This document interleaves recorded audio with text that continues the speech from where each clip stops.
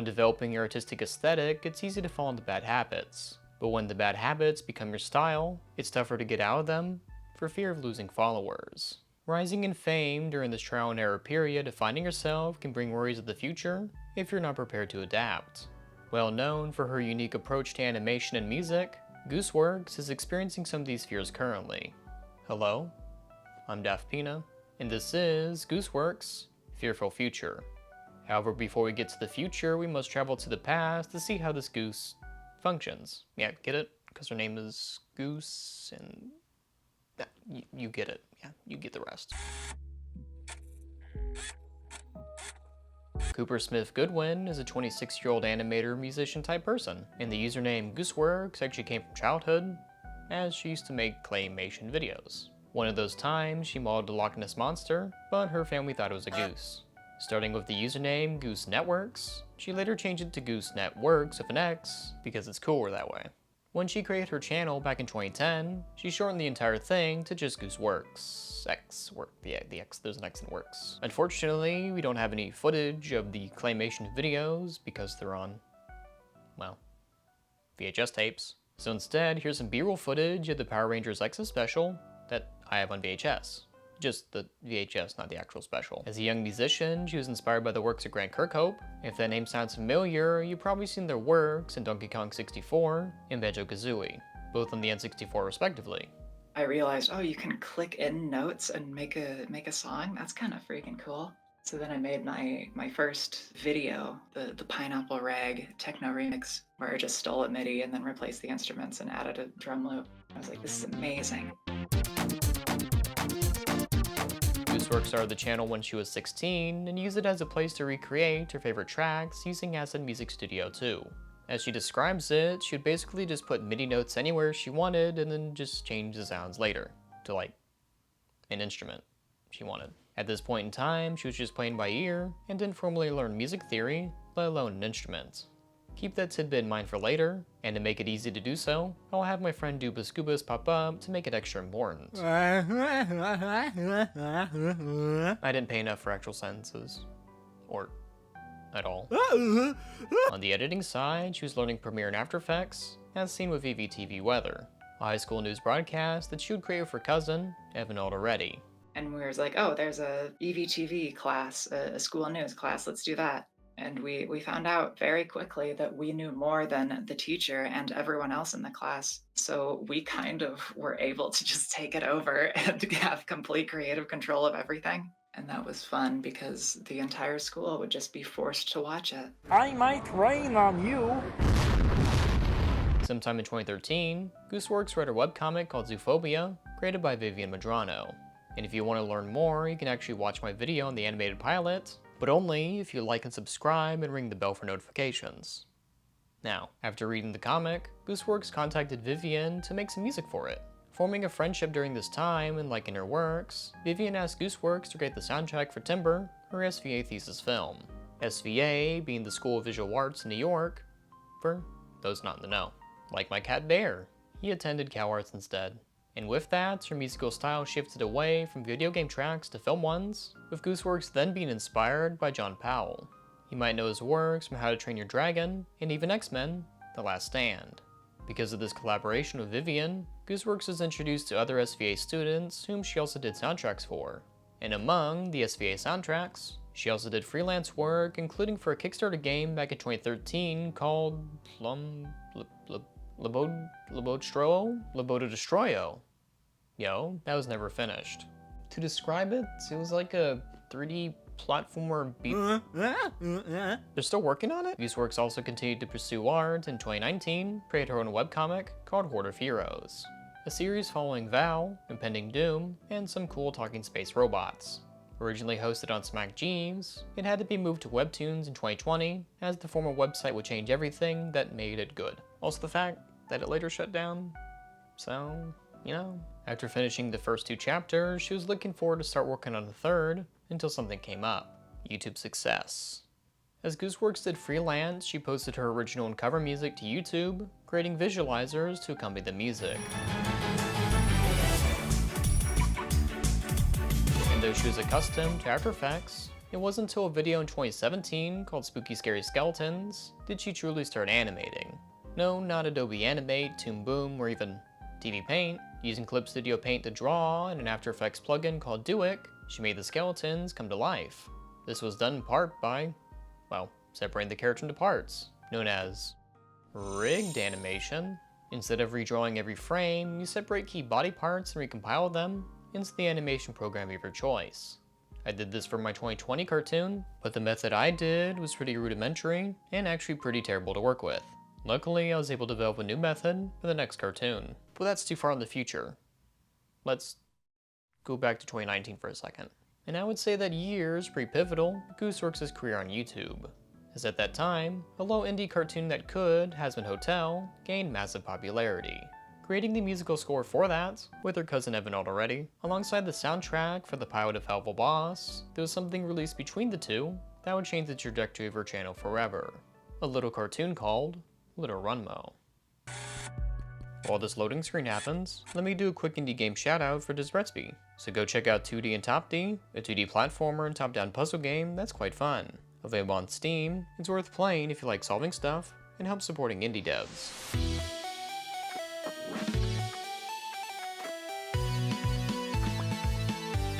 Oh, looks like the loading screen's done. Little Runmo, remember the cartoon I mentioned before, was mainly created for Gooseworx to prove to herself that she can finish a narrative.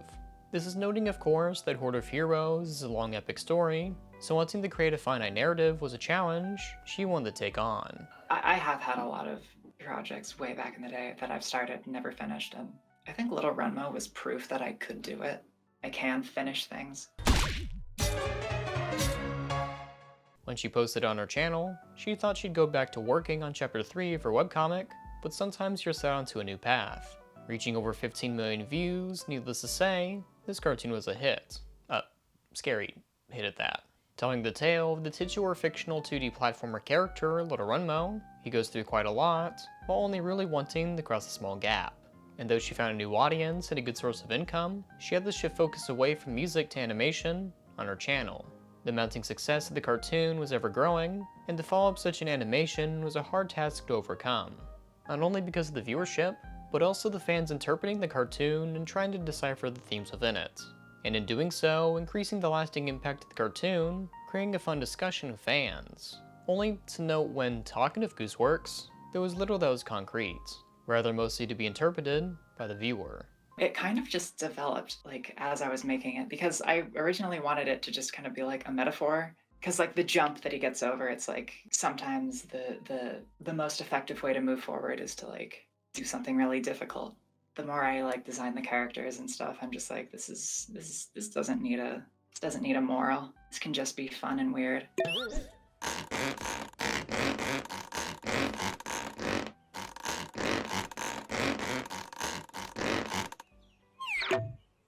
Working off and on the next cartoon, ideas are tossed out frequently. The big three either to continue in the Little Runmo universe, making another one-off short, or perhaps creating a new world entirely. And after long thought, she chose the latter.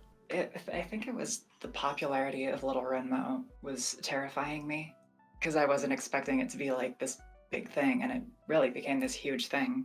And the fear of following that up really started setting in. So I decided to kind of just like step back and make something short and really stupid, just to kind of like clear myself of like expectations of always making something big and grand. So I was like, oh, I'll just make a cartoon where the entire point is Hunter, I hardly know her. Thus creating Elaine the Bounty Hunter. While it's not her favorite animation, she does consider it a nice palate cleanser, and it did introduce something new to the channel, the Pink City universe. Following the story of Elaine, we know the person in the title, Gooseworx flexes her animation skills by further utilizing Dovendraw and Blender. Blender being a 3D program that is free and pretty good to use. Utilizing both programs, she was able to mesh 2D and 3D seamlessly to make a more dynamic world. And a new addition, she added on a plugin in After Effects called Animation Composer. This was used to make the text more dynamic, as seen within the short. And despite not being a dark, gore, deep story, her fans found love with these characters, allowing her to continue to explore the Pink City universe. Dento takes the stairs, goes to the year, and Lane gets adopted being the ones already released, and an upcoming 5th one to follow soon enough. Because then after that, I started getting all these new ideas that just sounded a lot of fun. Because following up Elaine was a lot less stressful than following up Little Runmo, because I saw there were a lot of ways it could be improved. And alongside the Pink City universe, she created Blue Channel, which is a horror-based animated series. And if you take a look at your screen, that is not a prop, which I thought it was, rather a 3D model. That's the magic of realistic animation. So realistic in fact that for Blue Channel's 1000, a phone number was seen in the video, causing people to call it. One Reddit user doing a deep dive into what they found, which is pretty funny in hindsight, considering this is not an ARG. ARG being alternate reality game, and DCTN being don't call that number. Those are real people.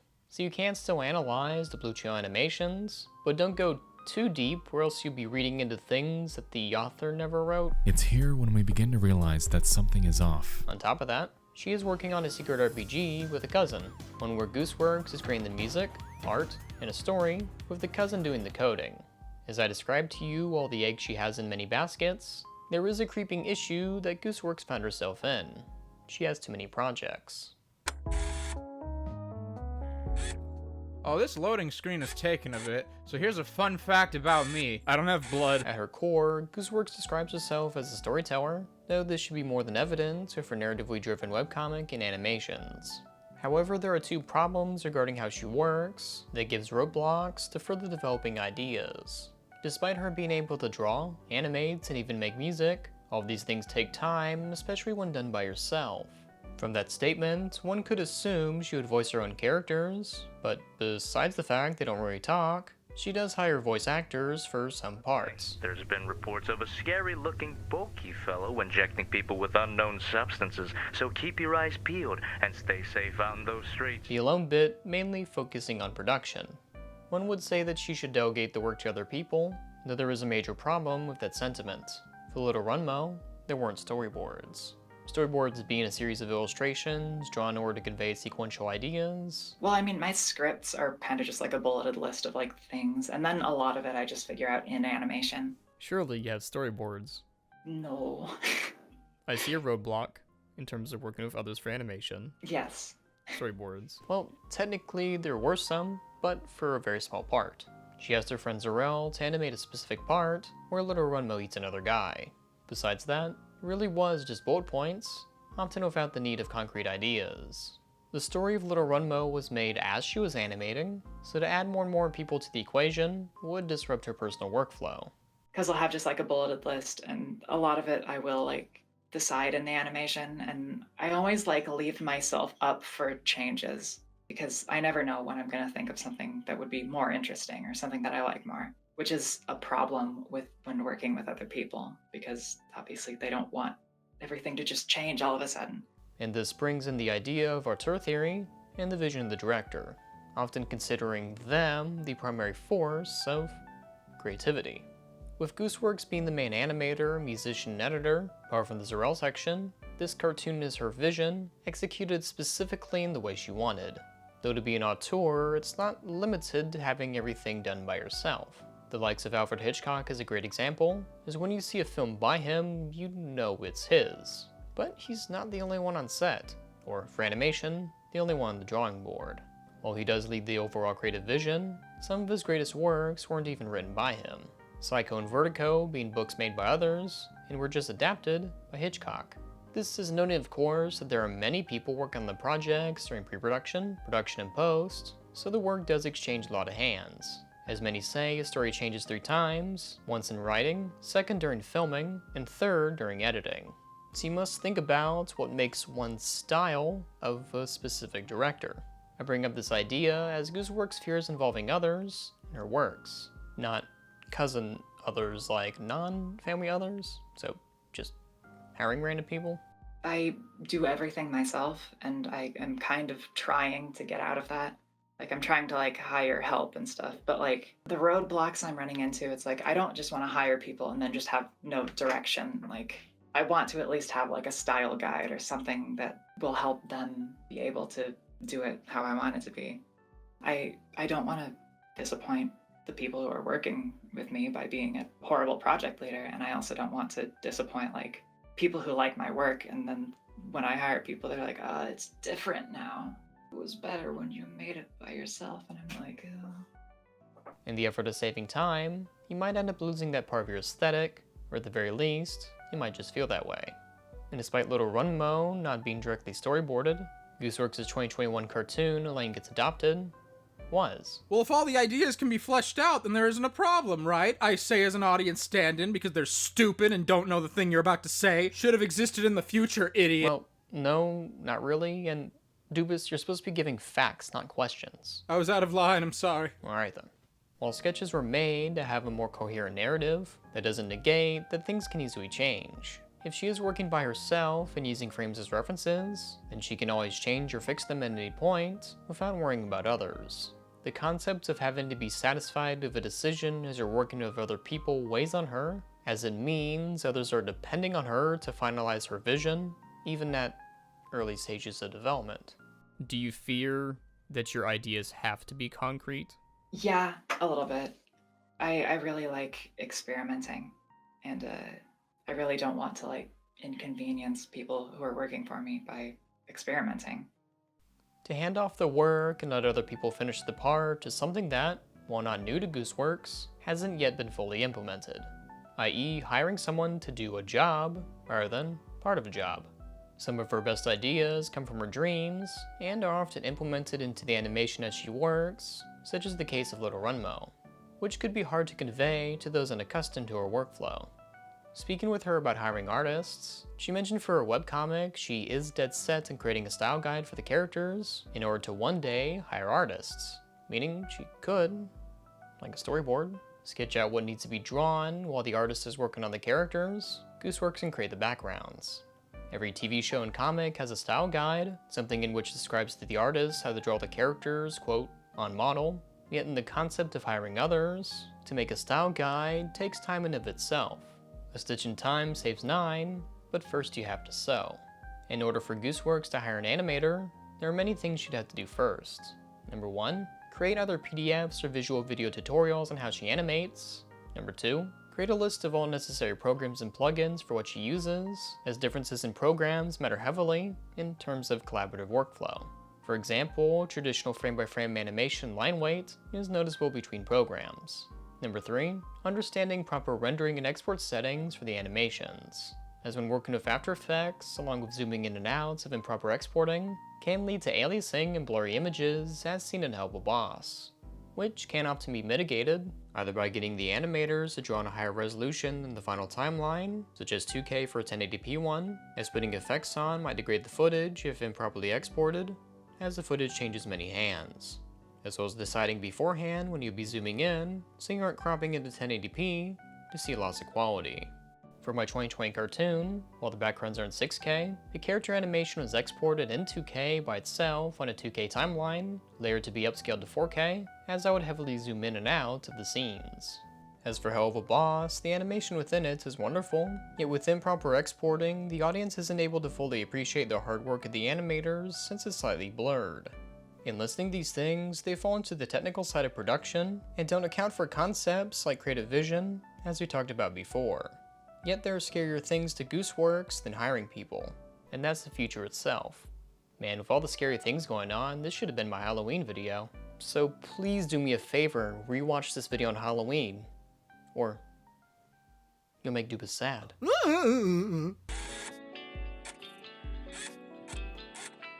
The anxieties of hiring others start from the fact that it's eventual if you ever want to expand your business. While one could animate all by themselves, and would be the truest to their vision, the time between for the average viewer would be agonizing. And my truest vision being the first level of Banjo-Kazooie? Apparently, case in point for Harry Partridge, a YouTube animator I admire, yet for his mainline series, Starbarians, to say production is slow is an understatement. However, in recent years, he has hired others to help out, but now the main issue for him would be the YouTube algorithm. But that's best saved for another video. The biggest fear that Gooseworx has is never being able to expand beyond what she can currently do. With her love of stories and the ever-growing mountain of projects, hiring people is something she has thought about. Besides handing out parts of the project to others, another piece of the production pie is if she's capable of telling someone she hired that they're doing something wrong or something needs to be changed. Her vision would be compromised, the person's going way past the storyboards, the style guide, or even not animating in the way she taught him to. In tandem with that, she also doesn't want to inconvenience the people who are working for her. As mentioned before, she often creates the stories on the fly while animating, so when it comes to hiring others, this is a practice she has to get out of. Or else she would burn bridges faster than a fire on a bridge that was currently not being burned down. So, just the regular bridge? To constantly change your ideas while the animator is halfway through one would cause a major turnaround rate and would make it harder to hire in the future because people talk. Let alone the fact she animates with a program not many use in the first place, After Effects. But on the other side of the coin of hiring others is that she'll be able to tell the stories that she wants to. I guess the fears that I usually have, which is like never expanding beyond what I currently do, like never taking that step and like getting people to help, because I know I need that. And I feel like if I do that, I can tell a lot more of the stories that I want to tell. But there's this fear that I will not be brave enough to ever make that step. And I know it's like, you're just like, why not just do it? I don't know. One of those stories being the 18+ chapter Horde of Heroes, which is currently not profitable. Combining the fact that there aren't many fans within it, it's more akin to a hobby. And with her wanting to tell about 18 more chapters, unfortunately it isn't, or rather, cannot be, a top priority. Pink City and her Blue Channel being her main ones, and even those take a while to produce. Though I tell the scariness of the future, doesn't mean I can't try and help out. You know, give some advice, and then put in a video. Speaking with the animator Meat Canyon about his works, he brought up his channel Papa Meat, and how he likes to try content that won't fit on his main channel, either because the animation is too short or because it's too out there for his main audience. He is the giver of life! And with that cartoon being on another channel, he doesn't risk his core audience while still making something that could be profitable. Inspired by that concept, I sprung an idea that could help Gooseworx out. Some of the main issues she is currently experiencing are the long wait times between animations, the duty to uphold certain series, not being able to work on certain projects, and lastly, the eventuality of working with other people. To start off, perhaps creating a second channel, no, not the one that she already has, like another one. A channel dedicated to shorter or more experimental animations could help in the long run, as when someone has a YouTube channel, they often have a spectrum of content they can make that still captivates the audience in some way.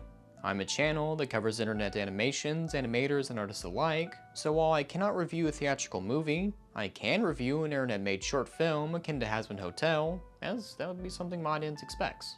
To experiment with other content, I have another channel, and for Gooseworx, I think doing so would be best in the long run. With her main channel consisting of longer works of animation, to have another one could be a great way to experiment, to not only expand her creative palette to her audience, but the act of hiring isn't as immensely scary if the projects aren't as paramount or concrete. Meaning you can start from the ground up on your workflow for shorter projects, rather than longer ones already established, like Elaine.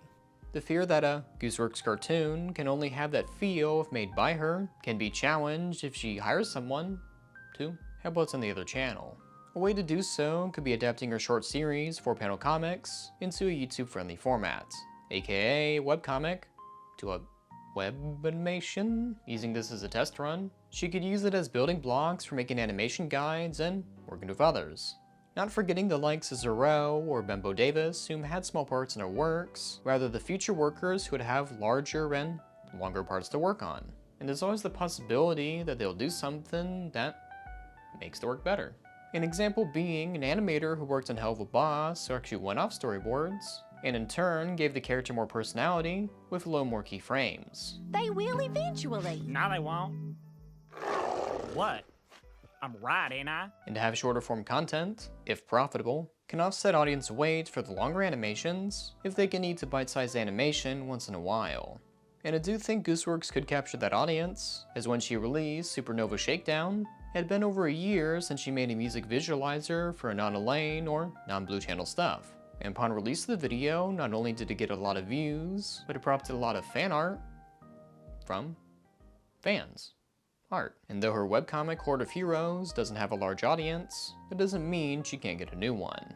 Like how Vivian adapted her webcomic Zoophobia into animation, something similar can be done for Gooseworx, if she can make it work. Rather, instead of a reboot, or reimagining could work, such as simply converting the webcomic into a motion comic.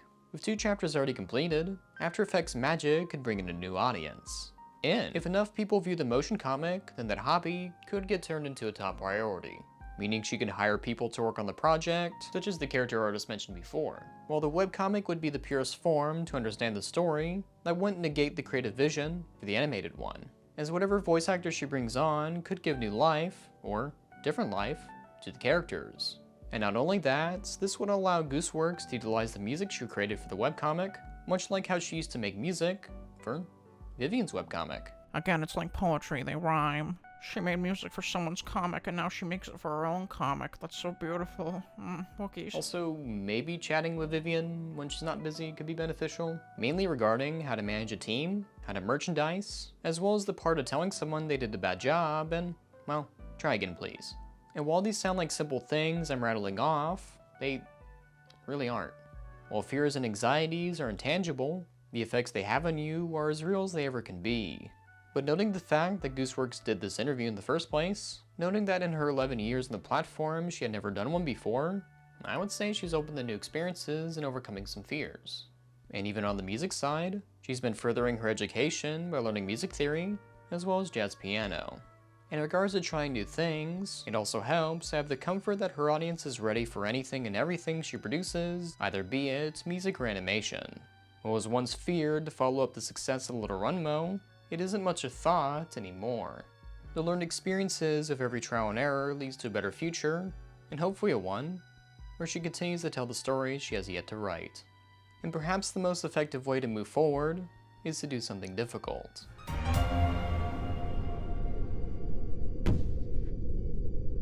While the next screen loads, I need to figure out how to leave. Like, how do I get out of here? What advice you would give to up-and-comers? Do the thing that you want to make. I like that. Do the thing you want to make. That'll be a t-shirt. I'll have a nice graphic on the screen. My signature phrase. While life can take you into many directions, it helps to be able to adapt, to be able to move forward. With Gooseworx's long history in art, animation, and music, though she is experiencing some hardships currently, that doesn't mean they'll last forever. We've covered the past, present, and possible future, and wow, that road ahead is pretty bright. And I hope you take something away from this video. Whether it be thinking about your future, considering your workflow for others, or to find ways to tell the stories that you want to make. Whatever it may be, I've been Daft Peanut, and this video wouldn't have been possible if it wasn't for my patrons. Special thank you goes to them, and if you want to become one, you can help me on Patreon, follow me on Twitter, or join OS Marks and I's Discord. And a special thank you to Gooseworx herself for letting me interview her, and Dubus Goobus for being in the video and giving helpful tips and tricks and little facts. But until next time, thank you for watching, and please, don't forget to have fun.